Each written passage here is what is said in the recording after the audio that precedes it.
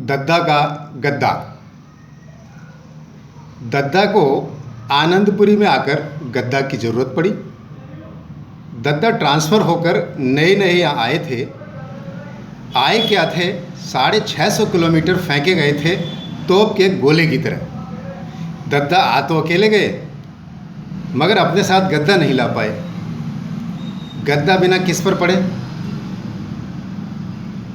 परदेश में गद्दा हो तो बिछाकर पड़ तो जाएं। घर होता तो दरी पर भी पड़ जाते, दरी न होती तो खरी चारपाई पर ही चढ़ जाते। चारपाई न हो तो कोई बात नहीं, गद्दा तो हो ही हो। गद्दा व्यक्ति को जमीन से 2 इंच ऊपर उठाए रखता है। इससे अफसर भी 2 इंच ऊंचा उठा रहता है। दद्दा अफसर थे। दद्दा ने यहाँ आकर गद्दा की खोज शुरू की। खोजबीन के बाद दद्दा एक दुकान से गद्दा ले ही आए। गद्दा काम चलाऊ निकला। दद्दा ने सोचा तो ये था कि गद्दा है तो चलेगा ही चलेगा। मरे से मरा गद्दा भी साल 2 साल चल ही जाता है। कभी कभी चलता हुआ गद्दा भी 3-4 सीजन खींच जाता है। इसलिए चलता हुआ गद्दा दद्दा ने खरीदा था। लेकिन गद्दा भी वास्तव में चलता हुआ ही निकला।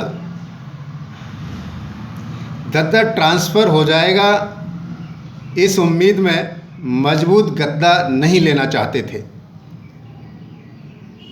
क्योंकि गद्दे को घसीटते हुए कहाँ तक फिरेंगे। इसलिए उन्होंने जानबूझकर ऐसा गद्दा लिया, मतलब जानबूझकर काम चलाऊ गद्दा लिया, और जानबूझकर ही गद्दा उनकी उम्मीद पर खरा उतर गया। गद्दा ठीक 2 महीने में बिखर गया। दद्दा जमीन से 2 इंच ऊपर उठना चाहते थे, लेकिन गद्दे के कारण जमीन में 2 इंच नीचे दब गए। अफसोस, भारत के मानचित्र की तरह उसमें कहीं पर्वत थे तो कहीं पठार निकल आए, कहीं खेत बन गए तो कहीं मैदान उभर आए।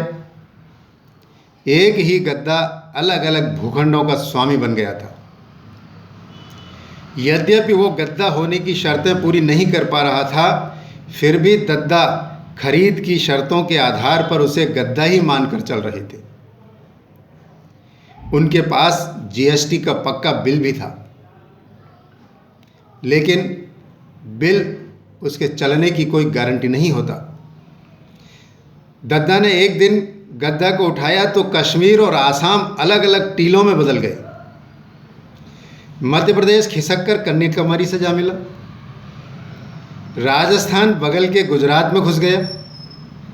दद्दा ने हाथ मार मार कर देश के नक्शे में राज्यों को व्यवस्थित किया। दूसरे दिन फिर गद्दा उठाया तो उत्तर प्रदेश लुढ़क कर मध्य प्रदेश में घुस गया। अब तो दद्दा के हाथ मारने पर भी अलग नहीं हुआ वह। दद्दा ने उत्तर प्रदेश और मध्य प्रदेश को एक मानते हुए उस पर अपनी कमर टिका दी। उस दिन से दद्दा की कमर में लचक आ गई। नाराज होकर दद्दा ने दुकानदार से गद्दा की शिकायत करी। दुकानदार बोला, कमर को तो डॉक्टर देखेगा, मैं तो गद्दा देखकर ही कुछ बता सकूंगा। दद्दा पहले डॉक्टर के पास पहुंच गए। डॉक्टर ने कहा, तुम्हारी कमर तो ठीक ठाक है, मोच तुम्हारे गद्दे में पड़ी हुई है। गद्दे को ठीक कर लोगे तो कमर अपने आप सुधर जाएगी। दद्दा फिर दुकानदार के पास पहुंचे। दुकानदार बोला, आपने लोकल गद्दा लिया है, लोकल की कोई गारंटी नहीं होती है। कितना ही इसका वोकल करो, लेकिन लोकल तो लोकल ही रहेगा। दद्दा गुस्साए, तो इस गद्दे का क्या करूं? दुकानदार बोला, गद्दे को तब तक चलाते रहो जब तक कमर चलती रहे। कमर पूरी तरह चलना बंद हो जाए तो नया गद्दा खरीद कर ले जाना। दद्दा गद्दा जैसा मुंह बनाकर लौट आए और दुकानदार उन्हें देखता रह गया।